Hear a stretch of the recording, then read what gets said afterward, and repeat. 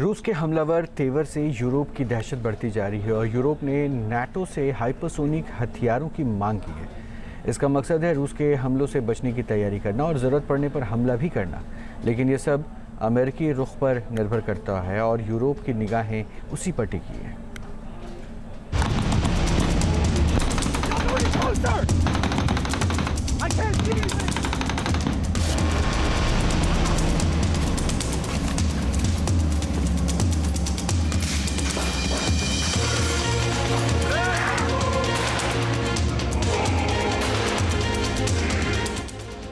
हमले की जद में यूरोप, बढ़ता जा रहा खौफ।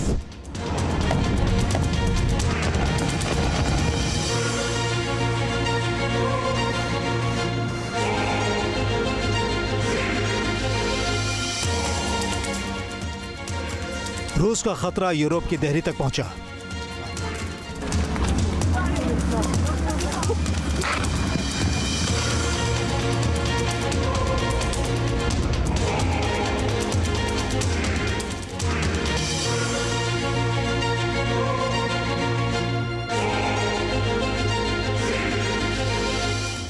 नाटो की चुनौती दोहरी हो गई है।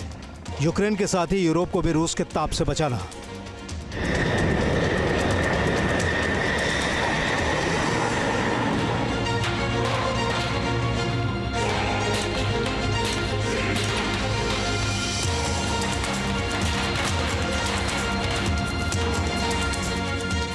यूक्रेन जंग की बढ़ती मियाद ने यूरोप को दहशत में डाल दिया है। हालात ऐसे बन चुके हैं कि अब यूरोप को भी हथियारों की दरकार हो रही है।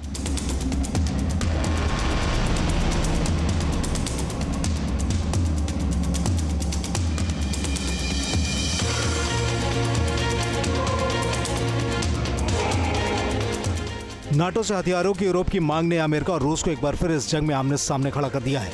दरअसल नाटो के सुप्रीम कमांडर जनरल क्रिस्टोफर कावोली ने दावा किया है कि यूरोप ने हाइपरसोनिक मिसाइल सिस्टम की मांग की है। लॉन्ग रेंज के सिस्टम को तैनात करने का एक ही मकसद है, रूस की तरफ से बगैर डेडलाइन पैदा होने वाले खतरे से निपटना।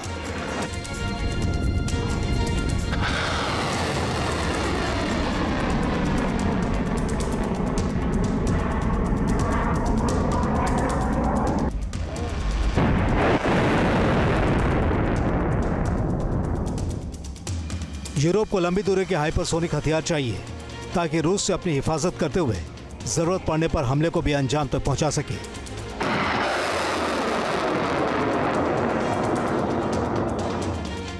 रूस के हमलावर रुख को देखते हुए इसकी जरूरत की वजह जनरल कावोली ने भी गिनाई है। देखिए, रशिया की मिसाइल्स एक किस्म से यूरोप के गले पे चाकू की तरह हैं। वो अपने कैलिनिनग्रेड से पूरे बाल्टिक सी के ऊपर और जो बाल्टिक कंट्रीज हैं यानी कि लेटविया, लिथुनिया, एस्टोनिया और पोलैंड, इनके ऊपर तुरंत हमला कर सकता है। और उसकी प्लानिंग के अंदर मोल्डोवा और रोमानिया में तख्ता पलट भी है।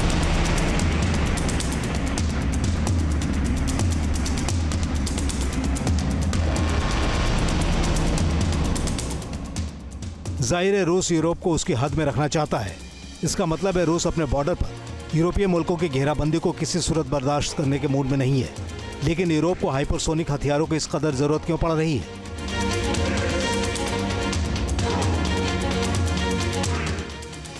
रूस के पास ऑर्शनिक बैलिस्टिक मिसाइल है जिसकी रेंज 5000 किलोमीटर तक है। इसके साथ ही उसके जखीरे में जिरकॉन हाइपरसोनिक मिसाइल है जो 1500 किलोमीटर तक मार कर सकती है। इसके अलावा 2000 किलोमीटर तक विनाश मचाने वाली किंजल हाइपरसोनिक मिसाइल की ताकत भी रूस की सेना के पास है। इतना ही नहीं, यार्स ICBM भी जखीरे में है जिसकी रेंज 11000 किलोमीटर है और साथ ही RS-28 सरमट मिसाइल की शक्ति है जिसकी रेंज 18000 किलोमीटर है।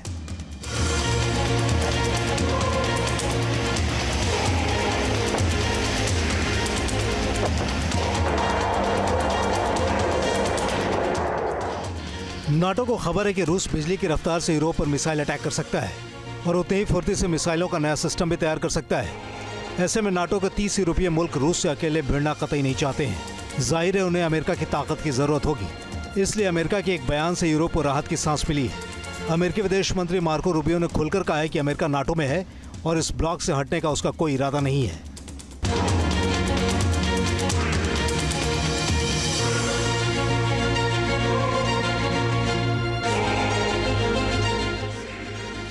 अमेरिकी राष्ट्रपति डोनाल्ड ट्रंप ने नाटो देशों को कहा था कि सैन्य हथियारों पर जीडीपी का 5% खर्च करें।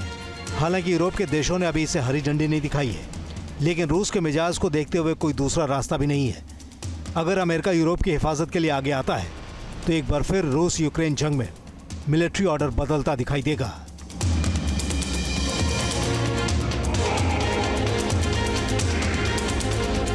वैसे अमेरिकी मूड का पता लगाना बेहद मुश्किल है, क्योंकि अमेरिका के रक्षा मंत्री पीट हेगसेथ ने 11 अप्रैल को होने वाली यूक्रेन डिफेंस कॉन्टैक्ट ग्रुप की मीटिंग में हिस्सा लेने से इनकार कर दिया है। इसका मतलब है कि यूरोप के ऊपर रूस की तलवार लटकती ही रहेगी।